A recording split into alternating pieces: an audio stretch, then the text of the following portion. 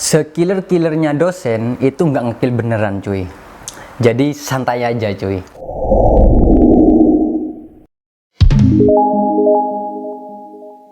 Assalamualaikum cuy, kembali lagi bersama saya Kampret Populer. Nah, di segmen kali ini sedikit berbeda cuy dengan segmen sebelum-sebelumnya. Kalau segmen sebelum-sebelumnya itu saya membahas seputar kuliner dan makanan. Ya kuliner pasti makanan ya. Nah, untuk video kali ini atau segmen kali ini saya tetap membahas seputar makan tapi sambil gibah cuy. Nah, maka dari itu segmen kali ini saya kasih nama masalah makan sambil gibah. Kata orang-orang sih singkatan ini kurang tepat, tapi ya bodo amat lah, cuma singkatan kok.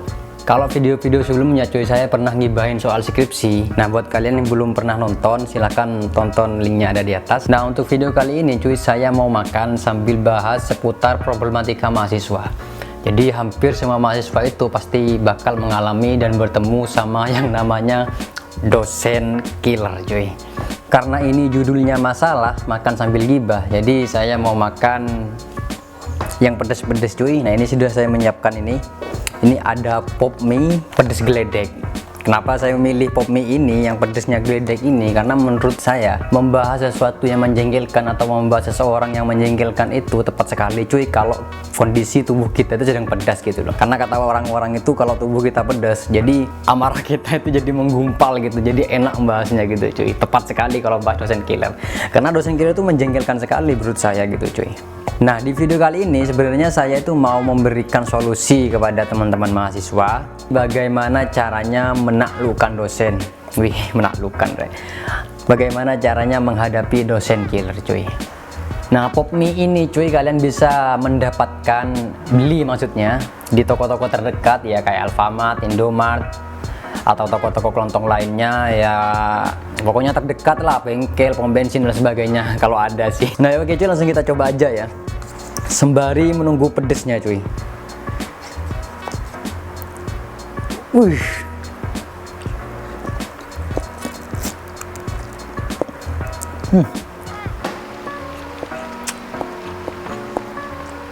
gokil mas beneran anjir, pedes geledek. Ini nggak tahu kenapa disebut pedes geledek ya.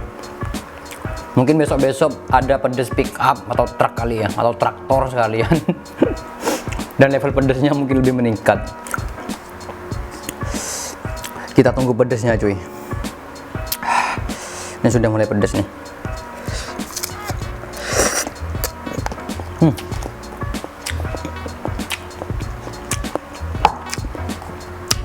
Ini nggak disponsori siapa-siapa ya. Masih channel kecil.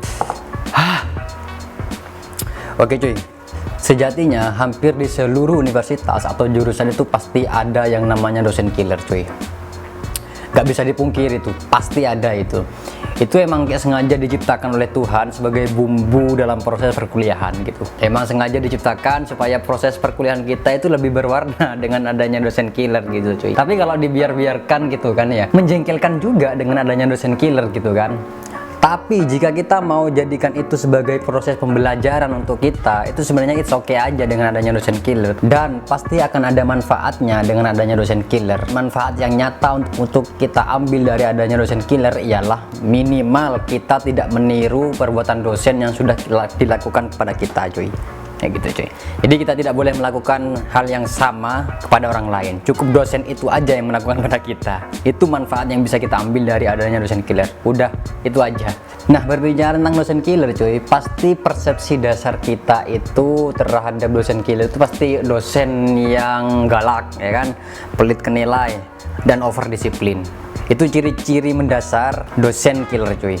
Tapi sebenarnya sikap dosen yang seperti itu cuy, itu sebenarnya untuk kebaikan mahasiswanya juga, terutama dalam hal kedisiplinan cuy. Kan banyak mahasiswa itu kalau untuk disiplin itu susah banget itu, termasuk saya dulu gitu kan, untuk disiplin tepat waktu itu susah banget gitu kan. Nah, dengan adanya dosen killer itu saya tuh jadi tertolong cuy. Nah, bagi saya dosen killer itu ada dua macam. Yang pertama, dia itu sebenarnya positif, namun persepsi mahasiswa yang negatif. Misalnya seperti ini, kita harus sepakati dulu bahwa ciri-ciri dosen killer itu adalah ia yang pelit ke nilai, ya kan? Dosen yang kadang pelit ke nilai itu sebenarnya mengajarkan kita tentang profesionalitas dan tanggung jawab, cuy. Jika kualitas diri dan kemampuan kita di dalam satu bidang mata kuliah itu di bawah 50%, ya kalian harus terima jika kalian mendapatkan nilai D atau C, cuy. Toh kemampuanmu segitu gitu loh. Jadi jangan minta lebih gitu kan. Nah, itu dosen mengajarkan profesionalitas gitu loh dan tanggung jawab. Yang kedua, ini adalah dosen yang memang benar-benar killer, cuy. Jadi dosen yang satu ini nih, yang model satu ini sebenarnya itu dosen yang banyak menyusahkan mahasiswa sebenarnya. Kadang ada mahasiswa yang tidak ngapa-ngapain dianggap salah, itu ada itu, cuy. Walaupun tidak banyak gitu loh. Biasanya itu dalam proses perkuliahan, kalau di awal pertemuan itu pasti ada namanya kontrak kuliah gitu kan. Biasanya di dalam kontrak kuliah itu selalu membahas estimasi keterlambatan. Anggaplah keterlambatan itu 15-30 menit gitu kan. Jika ada mahasiswa yang lebih terlambat dari jam yang sudah ditentukan, maka dia tidak boleh masuk, cuy. Nah, di kemudian hari atau selang beberapa waktu perkuliahan berjalan gitu kan, si dosen ini terlambat, cuy. Tapi apa yang terjadi, tanpa konfirmasi dan afirmasi, dia malah langsung masuk ke kelas, cuy, dan bilang, oke teman-teman, kita lanjutkan proses perkuliahan yang kemarin. Menjengkelkan sih, itu ibaratnya kita membiarkan maling yang sudah mengambil semua barang-barang kita di rumah kita, dan saking takutnya kita tidak bisa melakukan apa-apa. Saking takutnya pada dosen gitu, cuy. Ibaratnya kayak gitu. Cuma di sini yang menjadi masalah itu, cuy, si dosen itu karena tidak memberikan penjelasan kenapa dirinya terlambat gitu loh. Saya itu pernah mendapatkan dosen seperti itu gitu kan. Dia terlambat 30 menit tanpa permintaan maaf dan memberitahu kenapa dirinya terlambat, dia langsung masuk ke kelas dan langsung memulai materi, cuy. Harusnya dosen itu memberikan penjelasan kenapa dirinya terlambat. Jelasin kayak kenapa, mohon maaf teman-teman, tadi mobil saya itu bocor di tengah jalan jadi harus ke bengkel dulu kayak gitu kan. Harusnya ada penjelasan kayak gitu. Mohon maaf teman-teman, tadi masih nunggu antrian sunatan contohnya kayak gitu. Mohon maaf teman-teman, tadi masih mampir ke apotek untuk persiapan nanti malam. Kan bisa, cuy, kayak gitu, diberi penjelasan kayak gitu loh. Di sini saya sebenarnya mau memberikan solusi, cuy, bagaimana caranya menghadapi dosen killer itu, cuy. Sebenarnya ini cara sesuai dengan pengalaman saya pribadi ya, karena saya juga punya dosen killer gitu kan, dan cara ini lumayan ekstrim kalau mau dilakukan, tapi saya yakin ini efektif, akurat dan autentik. Karena saya mengalami sendiri dan saya melakukannya sendiri, cuy. Makan dulu ya.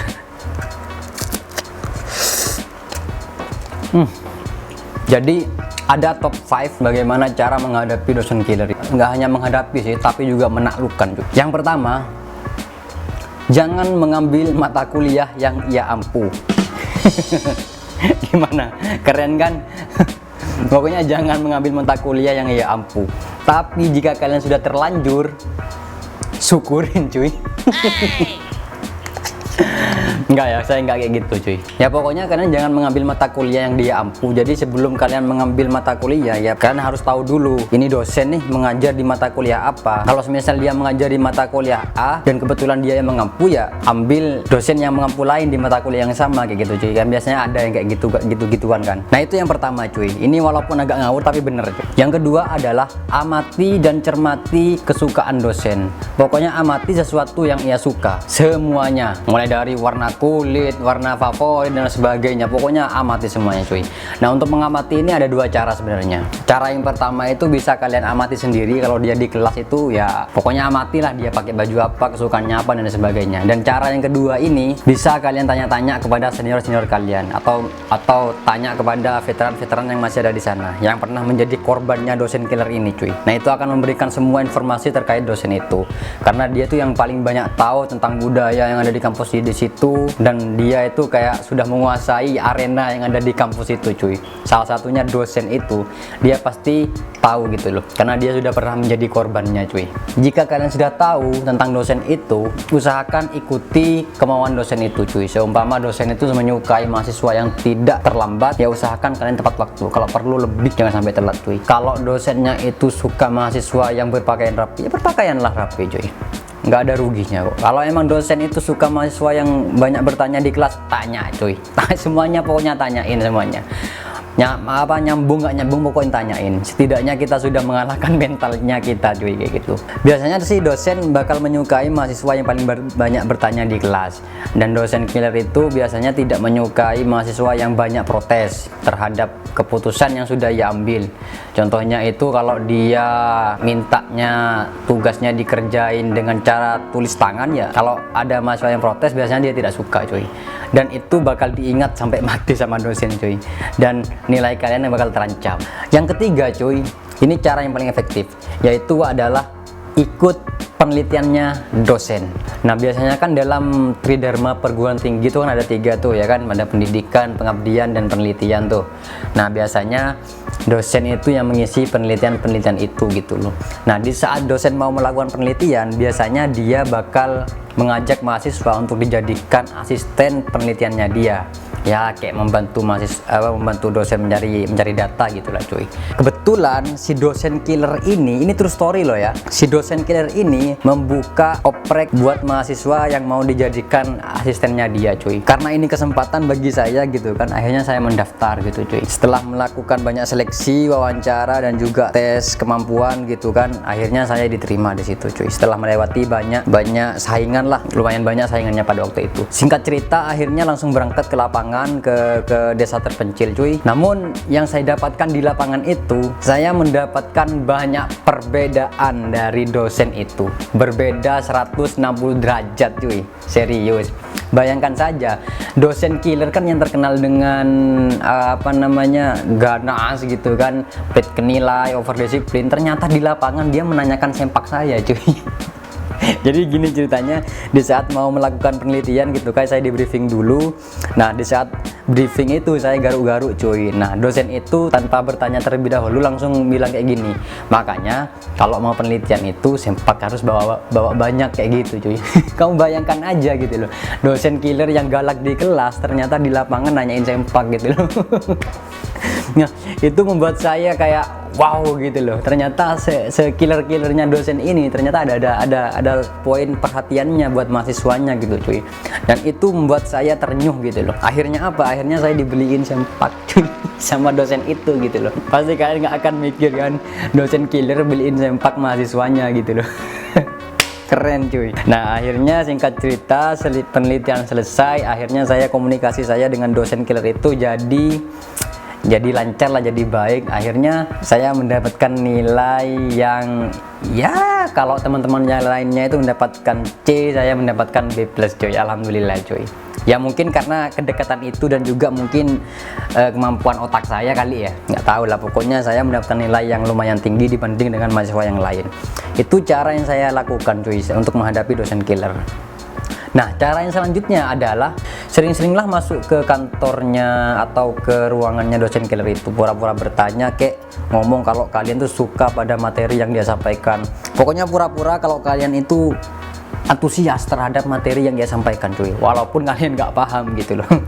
Hal itu menunjukkan bahwa materi yang disampaikan dosen killer itu di kelas tidak sia-sia, dan kamu jika melakukan ini pasti akan mendapatkan nilai plus dari dosen itu cuy. Dan yang terakhir cuy, nah ini yang terakhir ini yang agak susah tapi banyak untungnya cuy. Jadilah ketua kelas atau komting. Nah ini kalau di kelas saya dulu itu, barang siapa yang menjadi komting maka dia dijuluki budak dosen. Tapi walaupun dia dijuluki sebagai budak dosen, dia akan mendapatkan perhatian lebih dan nilai lebih tentunya dari dosen killer itu cuy. Ambil posisi itu. Kalau kalian punya kemampuan untuk mempengaruhi orang dan kebijaksanaan yang lebih, kedermawanan yang lebih dibandingkan dengan mahasiswa yang lain, ambil posisi itu cuy. Itu top 5 dari saya, menurut pribadi saya loh ya, menurut pengamatan saya, menurut pengalaman saya, cara menghadapi dan menaklukkan dosen killer cuy. Kita makan dulu cuy.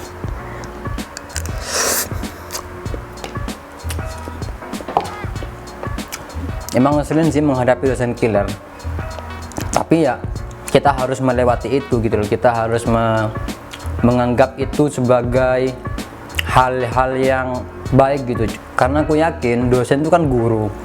Namanya guru kan digugu dan ditiru gitu loh. Jadi pasti dia akan melakukan hal-hal yang baik untuk mahasiswanya, walaupun kadang perlakuannya salah, walaupun kadang caranya salah gitu loh cuy. Tapi satu hal yang pengen saya sampaikan kepada semua di sini, bahwa sekiller-killernya dosen itu nggak ngekill beneran cuy. Jadi santai aja cuy, ikuti alurnya, tapi jangan sampai kalian terbawa arus. Kenapa? Karena hanya ikan mati yang mengikuti arus. Jadi santai aja cuy. Itu dari saya cuy ya. Ini makannya sudah habis karena pedesnya juga kelewatan cuy, pedes geledek anjir ini. Dadah cuy. Dah.